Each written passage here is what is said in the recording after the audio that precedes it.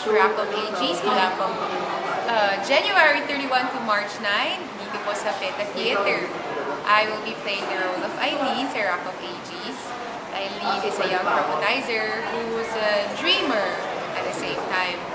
And yung community niya kasi submerged the floods for 3 months. So, nagbago yung buhay nila at may kahirapan talaga. So, gusto niyang tulungan yung pamilya niya at the same time, eventually help the community through the YouTube video na kukunan nila.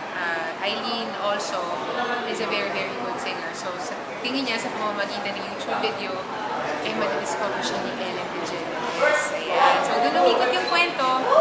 And there's a lot of singing, syempre, dahil G-songs ang ginamit. Makikita rin doon yung paghihirap ng mga Pinoy na napapanahon kasi nagkakaroon tayo ng mundoy, lagi tayo nagkakabaha. Mas maraming baha at tubig dito sa kwentong ito.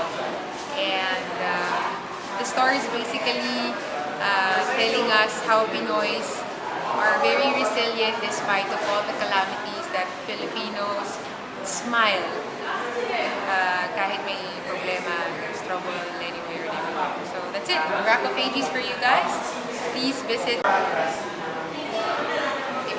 www.wintersessions.com. Thank you. Thank you.